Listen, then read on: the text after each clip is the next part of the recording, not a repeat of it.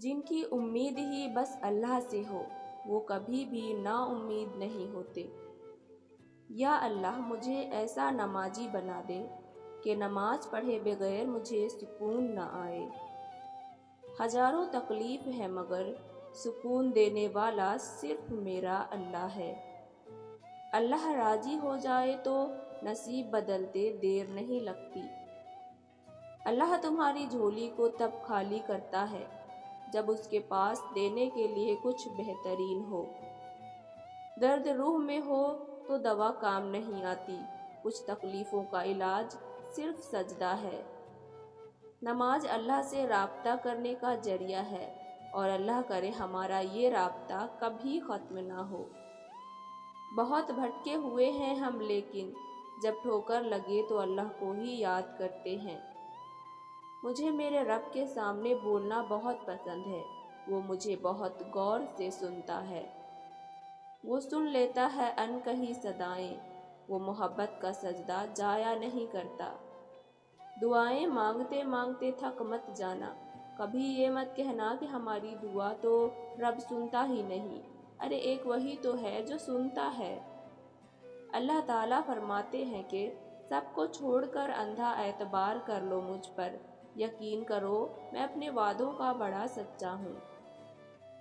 بے سکونی بڑھ جائے تو عبادت کا وقت بڑھا دو اور اللہ سے بات کرو اور اپنے دکھ کا مداوا اسی سے مانگو، وہی رحیم و کریم ہے۔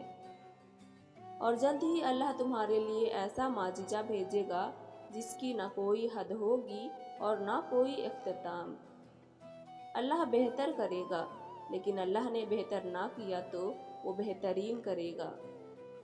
رب سے مانگ کر دیکھو تو صحیح، ایک وہی تو ہے جو حقیقت میں آپ کا منتظر ہے۔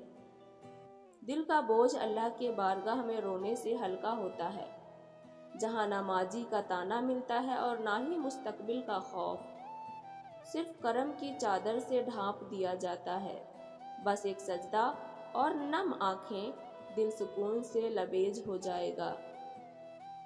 جب دنیا میں موجود ٹیکنالوجی، بڑے بڑے قابل استاد اور انٹرٹینمنٹ سے بھرپور سامان آپ کو مطمئن نہ کر سکیں اور آپ کی الجھنوں کا مداوا نہ ہو سکے تو تھوڑی سی دیر کے لیے قرآن کھول کر دیکھیے گا، اپنے رب کو سن کر محسوس کیجیے گا، آپ کو پتہ چل جائے گا ساری دنیا، ساری کام کی خبریں، یہ ہر چھوٹے بڑے مسائل کا حل اور تمام تر سوالات کے جوابات بڑی خوبصورتی سے وہاں درج ہے۔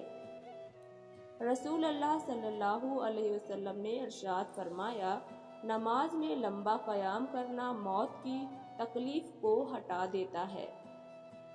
دعا کی قبولیت آواز کی بلندی نہیں بلکہ دل کی تڑپ کا تقاضا کرتی ہے، کیونکہ دعا صرف الفاظ کا مجموعہ نہیں بلکہ روح کی طلب اور کیفیت کا نام ہے۔ اے اللہ مجھے شکر کرنے والا دل، ذکر کرنے والی زبان اور تیری یاد میں رونے والی آنکھ عطا فرما۔ ہمارے معاملات ہمارے اختیار میں نہیں ہوتے، مگر یقین رکھیں جس کے اختیار میں ہیں وہ علی کل شیء قدیر ہے۔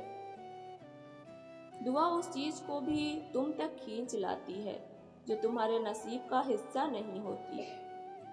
جتنا سکون اللہ نے فجر کی نماز میں رکھا ہے اتنا سکون اللہ نے اور کسی چیز میں نہیں رکھا۔ تکلیف میں سجدہ کرنا اور پھر تکلیف کو دنیا والوں سے چھپانا اللہ والوں کی صفات ہے۔ پریشانیوں کا سب سے بڑا اور خوبصورت حل نماز ہے۔ وہاں بیٹھ کر رونا بہت سکون دیتا ہے جہاں اللہ کے سوا کوئی دیکھنے والا نہ ہو۔ جب کوئی ٹوٹ کر تڑپ کے اسے پکارتا ہے تو وہ اس کی دعا قبول کرتا ہے۔ میرا رب کہتا ہے، نا امید نہ ہونا، معجزے ہمیشہ مشکلوں میں ہی ہوتے ہیں۔ اور جب اللہ کسی کو معاف کرتا ہے تو اس سے نمازی کی توفیق بھی دیتا ہے۔ جو اندھا بھروسہ تم لوگوں پر کرتے ہو وہ کبھی اللہ پر کر کے دیکھو، یقین کرو وہ نہ کبھی بھروسہ توڑے گا اور نہ کبھی تمہیں ٹوٹنے دے گا۔ اللہ نے 7 سمندر پیدا کیے ہیں لیکن وہ محبت ایک آنسو سے کرتا ہے۔ جو دعا قبولیت میں وقت لیتی ہے پھر وہ قبول ہو جانے پر وقت ہی بدل دیتی ہے۔ الحمدللہ کہنے کی عادت ڈالیں، کیونکہ اللہ پاک شکر کرنے والوں سے بہت محبت کرتا ہے۔